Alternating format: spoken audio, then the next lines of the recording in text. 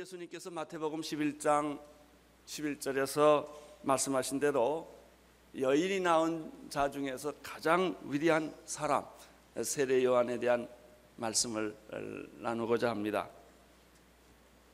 세례 요한은 어떤 사람입니까? 한마디로 말하면 예수님을 우리들에게 소개하기 위하여 오신 분이십니다. 사실 예수님은 소개가 필요 없는 분이시죠. 그러나 예수님이 오시는데 길을 닦고 높은 산은 낮게 만들고 낮은 골짜기는 높게 만들어서 우리들이 예수님을 잘 볼 수 있도록, 우리들이 예수님을 잘 만날 수 있도록 그런 역할을 하신 분이 세례 요한입니다. 그래서 세례 요한에 대한 이야기는 마태, 마가, 누가, 요한 사복음사에 아주 그 많은 설명을 하고 있습니다. 다 기록되어 있는 까닭이 바로 예수님을 소개하는 그런 분이시기 때문에 그렇습니다. 세례 요한에 대해서 여러 가지 별명이 있는데 이사야가 붙여준 별명이 있습니다. 광야에 외치는 자의 소리다, 그렇게 별명을 붙여줬습니다.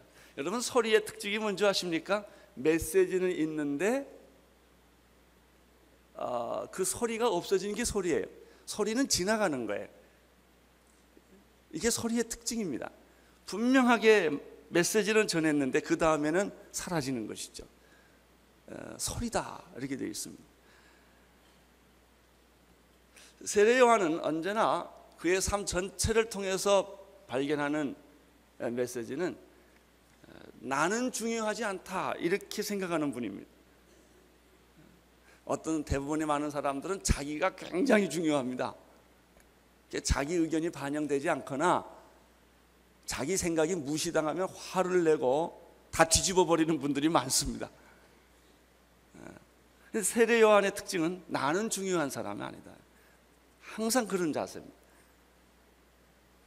나보다 능력이 많으신 이가 내 뒤에 오시나니 나는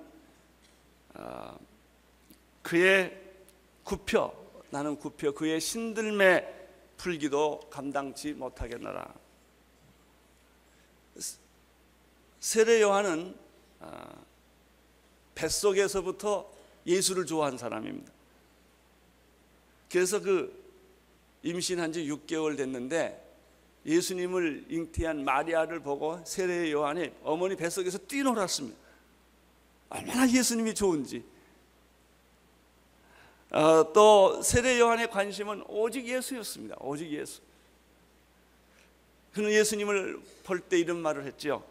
보라, 세상 죄를 지고 가는 하나님의 어린 양이로다. 이 세례 요한은 불의에 목을 내놓고 타협하지 않는 사람이에요. 그래서 그분은 은쟁반에 자기 목이 잘려서 담겨져서 제사로 드려진 그런 사람입니다. 그런 야성을 가진, 광야에서 살고 바위 틈에 살고 털옷을 입고 석청을 먹고 살지만 평안한 삶을 사는 사람은 아니었지만 오직 그의 머릿속에는 예수만 가득 찼던 그런 사람이었죠. 우리는 지금 요한복음을 공부를 하고 있는데요, 요한복음의 주제는 예수 그리스도입니다. 요한복음 20장 31절에서 요한복음을 기록한 목적은 예수가 하나님의 아들이신 것을 모든 사람에게 알게 하고 믿게 하고 그 예수를 믿어 구원을 얻게 하는데 요한복음의 목적이 있었습니다. 그래서 요한복음은 들어가자마자 예수에 대한 설명부터 시작합니다. 예수가 곧 태초에 있었던 말씀이었다. 예수가 곧 생명이었다. 그 안에 생명이 있었으니. 그리고 세 번째, 예수님은 생명은 사람들의 빛이라. 빛으로 오신 예수 그리스도, 생명으로 오신 예수 그리스도, 말씀이신 예수 그리스도를 소개하고 그 다음에 바로 세례 요한 얘기를 합니다. 아주 참 그 요한이, 사도 요한이 요한복음을 기록하면서 이 예수님을 소개하는 그 모습을, 그 점진법을 볼 때 대단합니다. 아주 그렇게 감동적일 수가 없어요. 그리고 모든 사람 다 꺼져라, 쉽게 말하면 이런 거예요. 예수가 오신다. 높아진 사람은 다 낮아지고 낮아진 사람은 다 예수님을 볼 수 있도록 커튼을 치우고 장애물을 다 거두고 예수를 직접 볼 수 있도록 그 역할을 한 사람이 바로 세례 요한이었습니다. 우리의 역할이 그런 역할이라고 생각합니다. 사실 뭐 요즘 보면요, 전도가 안 되는 이유가 나 때문에 안 되는 거 아닙니까? 뭐 다른 사람 때문에 안 되는 게 아니라 다 내가 이 사람들 눈에 말이죠, 장애물이 됐어요. 당신 때문에 예수 못 믿겠다 이거예요. 교회 때문에 예수 못 믿겠다 하는 일들이 많은데, 오늘 세례 요한을 통하 이 아침에 여러분들이 예수님을 다른 사람에 소개하는 장애물이 되지 마시고 예수님을 소개하는 그런 장애물을 제거하는 그런 사람이 되시기를 축원합니다. 자, 6절을 보십시오. 6절 함께 읽겠습니다. 시작. 하나님께로서 보내심을 받은 사람이 났으니 이름은 요한이라. 요한을 어떻게 소개하고 있습니까? 첫째, 그는 하나님께로부터 부름을, 특별한 임무를 띠고 이 세상에 보냄받은 사람이다라고 설명합니다. 하나님께로서 보냄을 받은 사람이었다. 저는 이 말씀에 얼마나 은혜를 받는지 모르겠습니다. 하나님께로부터 보냄을 받았다라는 뜻은 그가 하나님의 사람이란 뜻이죠. 나는 여러분들이 하나님께로부터 보냄을 받은 사람이리라 믿습니다. 그렇게 믿으십시오. 나는 내가 지금 이 직장을 다니고 여기서 일하는 것은 하나님이 보내서 이 직장에 왔고, 하나님이 허락해 주셔서 결혼을 했고, 하나님이 허락해 주셔서 내가 지금 이렇게 살고 있다.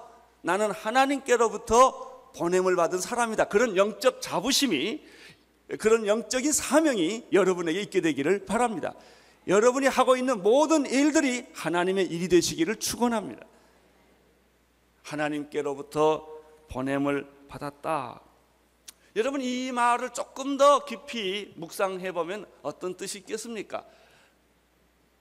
그것은 내 능력이나 내 탁월성이 아니다라는 뜻입니다.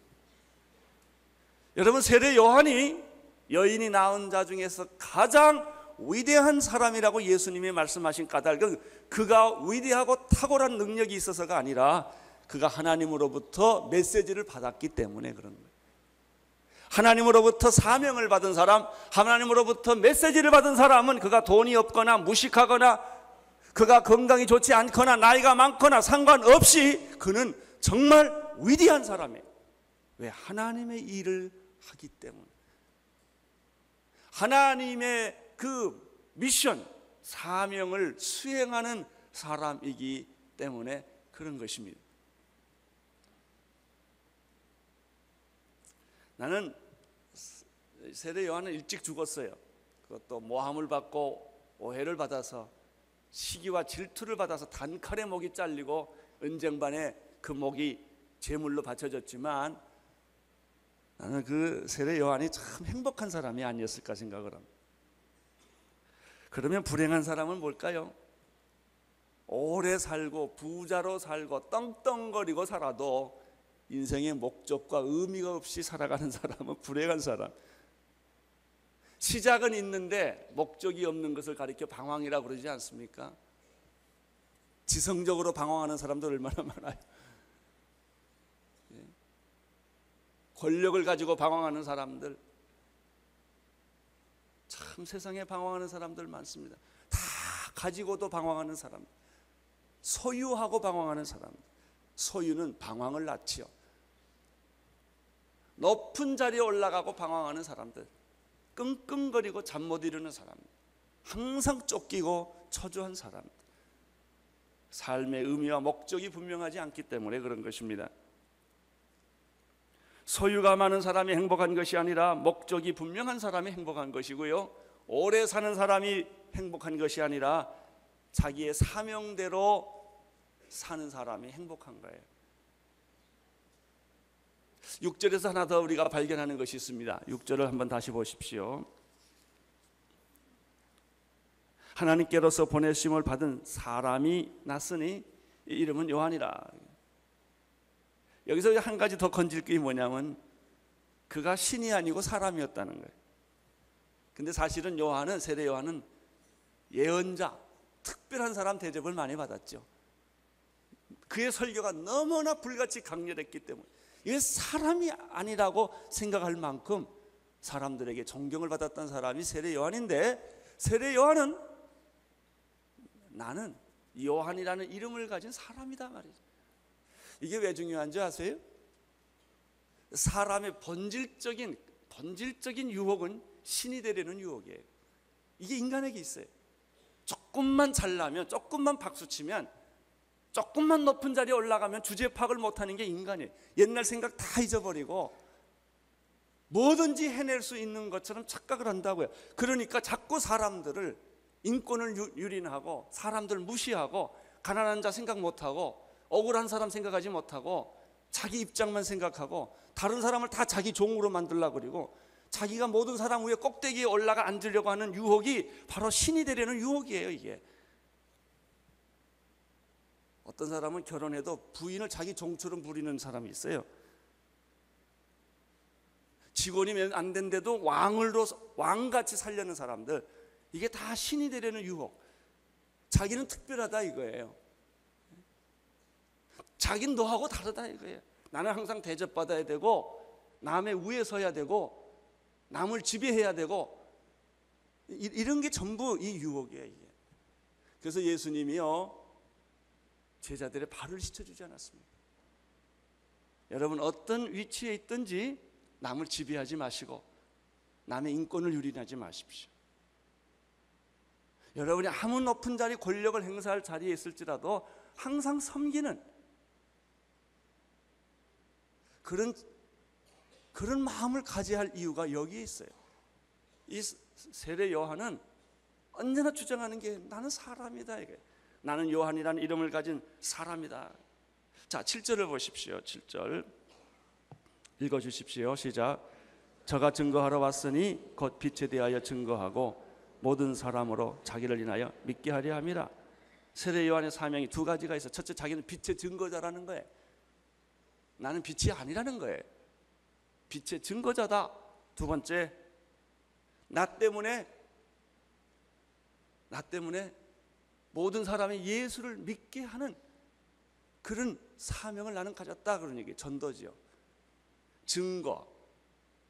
첫째, 그의 삶은 증거예요. 난 그리스도를 가르치는, 그리스도를 보여주는 그런 사람이다.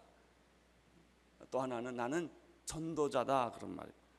자, 7절 첫 번째 부분 잠깐 보시겠습니다. 저가 증거하러 왔으니 뭐에 대하여? 빛에 대하여 증거하러 온 사람이다. 자기가요, 자기의 사명을 설명할 수 있는 사람은 위대한 사람이에요. 여러분, 왜 사세요? 애 낳기 위해 사세요? 아이 키우기 위해 사세요? 물론 그것도 작은 목적 중에 하나지요. 그러나 여러분의 인생을 여러분이 설명할 수 있게 되기를 바랍니다. 나는 하나님으로부터 왔고 이런 일을 하기 위해서 살다가 나는 죽을 거다. 나는 하나님으로부터 와서 하나님을 위해 살다가 하나님에게로 돌아갈 거다. 이렇게 자기 인생을 설명할 줄 알아야 돼요. 여기서 빛은 예수 그리스도시죠. 빛이신 예수 그리스도를 증거하기 위하여 나는 세상에 왔다. 그게 내 삶의 목적이고, 이것을 위해서는 나는 무슨 일도 할 것이고 죽음도 불사할 것이고, 아무리 좋은 일이 내게 있을지라도 예수 그리스도를 증거하는 일과 상관이 없으면 나는 그거 안 할 거다. 이게 시간 낭비 안 한다. 그 자리에 안 간다. 이게 그 일 안 한다는 거예요. 내가 예수와 상관이 없는데 내 일생과 시간을 나는 쓰지 않을 거다. 돈을 안 쓸 거다.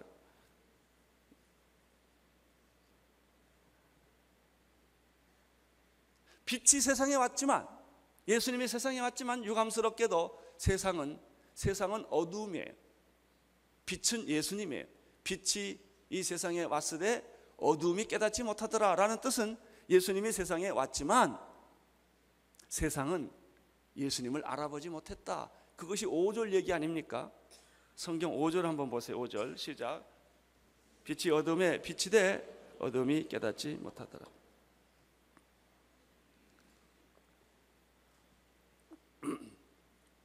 세례 요한의 사명은 빛을 증거하는 것이요, 빛을 소개하는 것이요, 빛을 막는 어떤 장애물도 다 걷어버리게 하는 것이 그의 역할이었어요.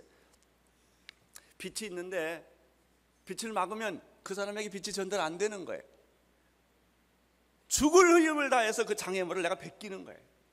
그게 내 역할이다 말이에요. 나는 오늘 여러분의 직업의 의미를 깨닫게 되기를 바라고 삶의 의미도 깨닫게 되기를 축원합니다.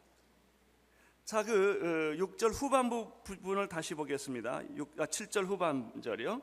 모든 사람으로 자기를 인하여 믿게 하려 함이라. 다시 보십시오. 모든 사람으로 누구를 인하여? 나 때문에 예수를 믿게 하겠다, 이런 뜻입니다. 자, 그러면 질문할 게 하나 있어요. 나 때문에 예수 믿는 사람 몇 명이냐 이거예요. 기억나세요? 여러분 때문에 예수를 믿고 구원받고 세례받고 교회 와서 믿음 생활 잘하면서 은혜 생활하는 사람이 도대체 몇 명이나 됩니까? 그래서 1대1이 중요한 거예요. 막연하게 전도하는 거 아니고, 예? 여기 보세요. 모든 사람으로 자기를 인하여 믿게 하려 함이라. 나는 이것 때문에 세상에 왔다 이거죠. 예수님은 빛이신데 이 빛을 가리는 모든 장애물을 나는 다 걷어버릴 것이다. 나는 예수 그리스도를 증거하기 위하여 세상에 왔고, 또 하나는 나 때문에 내가 무슨 직업을 갖던 나 때문에 예수를 믿게 하고 싶다는 거예요. 여러분 직장에서 여러분 때문에 동료가 예수 믿어야 합니다. 많은 사람들이요, 사장이 되면 신우회를 만들고 합니다. 근데 여러분, 직원들 착취해서 개척교회 하지 마세요. 직원들 잘해주는 게 예수 잘 믿는 거예요. 불법으로 돈을 많이 받아서 선경금 하지 마세요. 그거 하나님 기뻐 안 해요. 여러분 주변에 있는 사람들 편하게 해주고, 여러분 밑에서 일하는 사람들에게 예수를 보게 해주셔야 돼요. 이게 진짜라고요. 나 때문에, 우리 사장님 때문에 내가 예수 믿겠다, 이래야 됩니다. 여러분 집에서 팥줄부로 일하시는 분들이 우리 주인분 때문에 내가 예수를 알게 됐다, 이렇게 말해야 됩니다. 이게 진짜죠. 여러분, 우리가 여기 나가서 예수 믿으시라고 전도지하면 예수 믿겠습니까? 청소하면 예수 믿겠습니까? 우리가 청소하면 예수 믿는다고요. 예수 전한다고 예수 믿는 게 아니에요. 언제나 억울한 일을 당하고 손해보고 희생하고 양보하면 사람들이 감동을 받는 거예요. 이게 전도하는 거예요. 자기 주장 다 하고 자기 거 다 챙기고 누가 예수 믿고 누가 감동하겠어? 옆집에 앞들을 내가 쓸어줘야 된다고요. 우리 교회 전도하는 방법 간단합니다. 주차 문제가 없어야 돼요. 그러면 예수 믿어요, 사람. 야, 이 동네는 괜찮은 동네다. 난 늘 생각합니다. 신동 아파트 주민이 예수 믿는 게 기적이라고.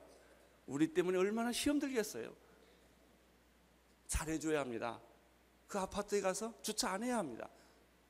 그게 전도하는 방법이에요. 남한테 피해 안 끼치고. 나 때문에 저 사람 보고 예수 믿게끔 하자는 것이 세례 요한의 주장이에요. 자, 조금 더 보겠습니다. 8절을 보십시오. 시작. 그는 이 빛이 아니요 빛에 대하여 증거하러 온 자라. 세례 요한의 위대성이 여기 있어요. 그는 빛이 아니라고 생각만 한 것이 아니라 선언한 거예요. 이게 중요합니다. 사람들 생각은 다 해요. 나는 빛이 아니요 빛에 대하여 증거하러 온 자다.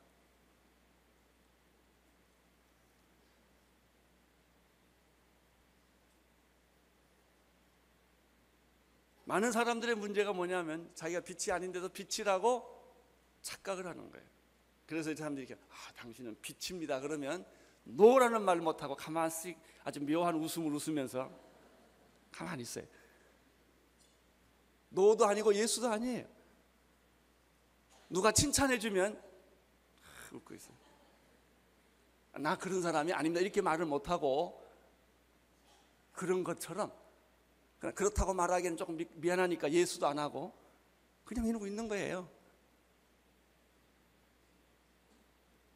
그러나 오늘 여기 그 요한을 보십시오. 나는 빛이 아닙니다. 선언. 나는 빛에 대하여 증거하러 온 사람입니다. 나는 광야에 외치는 사람입니다. 나는 그분의 들매 풀기도 감당할 수 없는 사람입니다. 나는 물로 세례를 주지만 그분은 성령으로 세례를 주는 분이십니다. 아주 정확하게, 확실하게, 분명하게 이것을 설명해.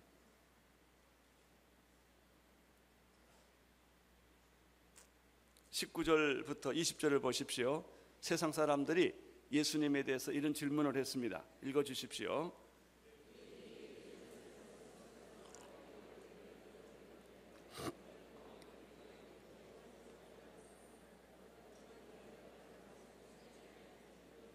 여기서 중요한 것은 20절에 요한이 드러내어 말하고 숨기지 아니하였다. 묵시적 동의를 안 했다는 말입니다. 우리는 묵시적 동의를 하는 것을 세상을 살아가는 지혜라고 생각을 합니다. 모든 분야에서 이게 다 있어요. 묵시적 동의. 나는 속으로는 싫어하지만 그냥 침묵은 금이다. 그때는 침묵은 아주 금이에요. 묵시적 동의를 하는 거예요. 그러나 여기 보십시오. 그는 말하고 숨기지 아니하고 드러내어 하는 말이 내가 누구가 아니다. 나를 그리스도로 착각하지 말아라. 나는 빛이 아니다. 나는 내가 그리스도가 아니다 말이죠. 나는 아니다. 이거를 얘기해 주는 거예요. 그래서 다른 사람으로 하여금 혼돈하지 않도록, 내 주변에 있는 사람들로 하여금 혼돈하지 않도록, 내가 하나님의 영광의 자리를 도둑질하는 사람이 되지 않도록 하는 것이 바로 세례 요한의 역할이었다. 나는 그리스도가 아니다. 사람들은 계속해서 질문합니다. 그러면 내가 누구냐? 엘리야냐? 아니다. 선지자냐? 아니다. 내가 누구냐? 우리에게 보낸 자들에게 대답하게 하라 라고 말했을 때 세례 요한은 이사야가 이야기해줬던 말을 인용한 거예요. 나는 광야에서 외치는 자의 소리다. 소리라고 하는 것은 지나가면 없는 거예요. 말은 지나가면 없지 않습니까? 녹음을 해놓기 전에는 소리란 뜻이 그런 거예요. 지나가면 없는데 분명한 메시지는 전달하는 거예요. 이게 소리입니다. 소리. 나는 여러분들이 소리가 되기를 바랍니다. 예수님은 얘기하고 소리처럼 우리는 사라지는 거예요. 우리는 항상 미련이 있어서 꼭 증거를 남겨놓고, 사람들은 뭐 자꾸 그래서 비석을 만들어 놓고 뭐 그런 거예요. 지나가는 소리로 있고 싶지 않고 뭔가 자기의 흔적을 남기고 싶은 거예요. 그리고 사람들이 자기를 존경해주고 자기를 기억해주기를 사람들은 바라는 거예요.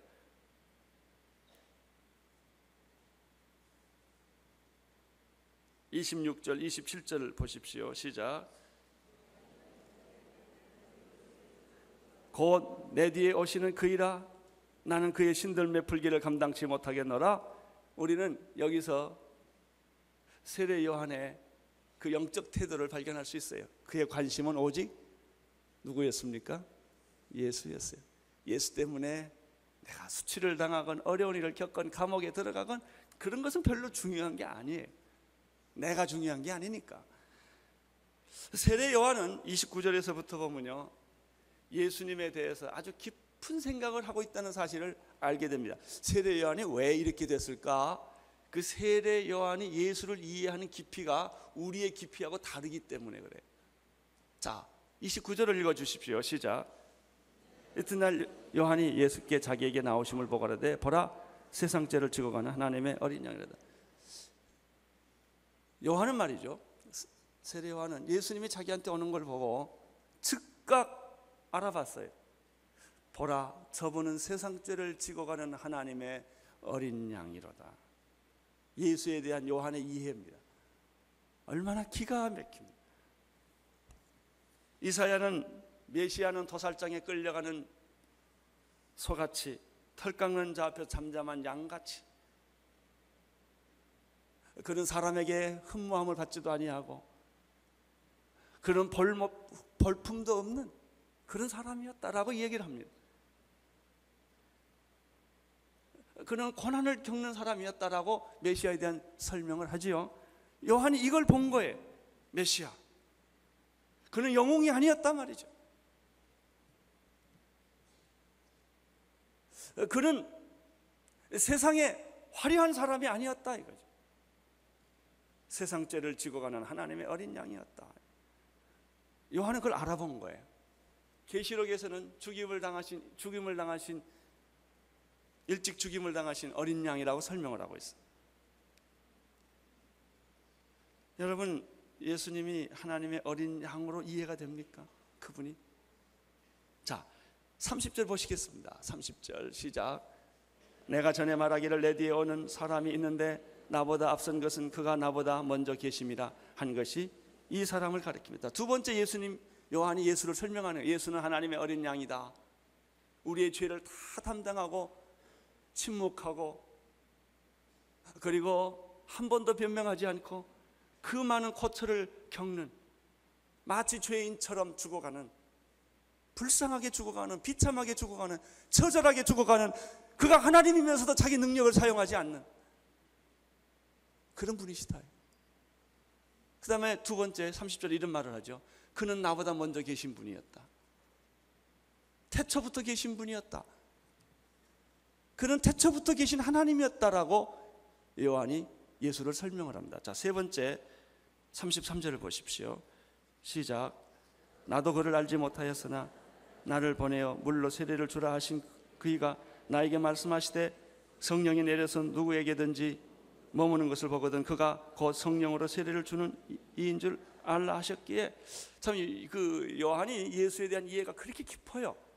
예수는 어떤 분인가? 무슨 무리를 걸으셨고 문둥병자를 고쳐주셨고 귀신을 쫓아주셨고 이런 현상적인 사건을 보는 예수가 아니에요. 모든 인본주의자들은 예수의 휴메니티에만 관심이 있어요. 창녀들과 얘기해줬고 세리장이를 인권을 보호해줬던 그런 사람으로 이해를 하지만 세례 요한의 예수 이해는 그런 게 아니죠. 그가 성령 세례를 베푸는 분이시다. 이게 그 영적 수준이 얼마나 차이가 있습니까? 자, 네 번째 보세요. 네 번째 그 밑에 읽어주십시오. 시작. 내가 보고 그가 하나님의 아들이심을 내가 알았다. 저는 여기서 예수님의 통찰력이 버트란 러셀의 통찰력과 얼마나 다른가를 알 수 있어요. 많은 무신론자들과 회의론자들과 휴메니스트들은 자기들의 그 지식을 가지고 예수를 가름질을 하는데 그 예수를 재는 잣대가 얼마나 천박하고 얼마나 인본주의적이고 얼마나 세상적인지 그런 걸 가지고 예수를 잣대를 재면서, 알버트 슈바이처가 그런 사람 중에 하나예요. 그는 하나님의 아들이 아니고 인간이었다.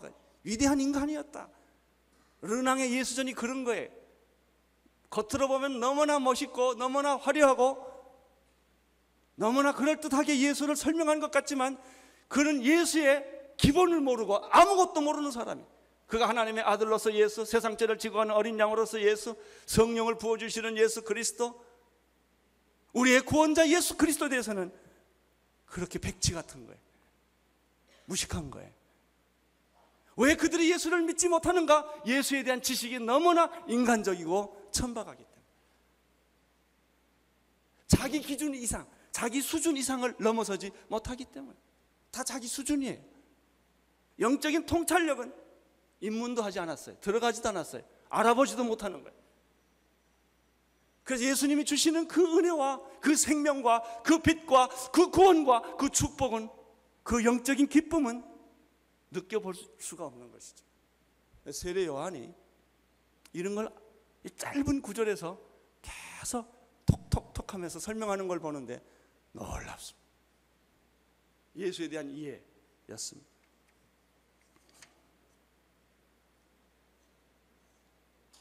김영길 장로님께서 한동대학 총장으로 가실 무렵입니다. 저하고 얘기를 하면서, 목사님 내가 한동대학 총장으로 가야 합니다. 신설대학이고 어려움이 많은 곳인데 내가 카이스트의 평생 교수직을 버리고, 그분은 가만히 있어도 다시 카이스트 교수로 돌아가시는 분이에요. 그가 미국에서 한국에서 그 존경받고 인정받는 것은 그 기득권은 이루 말할 수가 없어요. 그러면서 한동대학으로 내가 가야 하든지 목사님 기도 좀 해주십시오. 목사님이 7년 되면 교회를 떠나라고 그랬는데 나도 가긴 가야 될 텐데 이게 하나님의 부름인지 가르쳐 주십시오. 그러고 떠났습니다.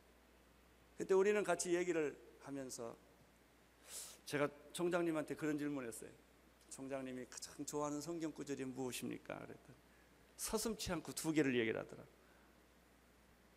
첫째는 세례 요한의 고백, 나는 광야에 외치는 자의 소리다. 이게 자기의 좌우명이래. 목사님, 나는 소리처럼 살고 싶습니다. 또 하나는 요한복음 2장, 이제 제가 곧 설교를 할 거예요. 요한복음 2장에 나오는 물로 포도주를 만드는 기적을 베풀었을 때 그 하인들이 이렇게 말한 적이 있습니다. 연회장은 물로 된 포도주를 맛보고 어디서 났는지 알지 못하되 물떠온 하인들은 알더라. 그 말을 자기가 좋아한대. 물떠온 하인들이 아는 기쁨. 나는 내 평생 내 삶을 인도하는 말씀이 이 두 가지입니다.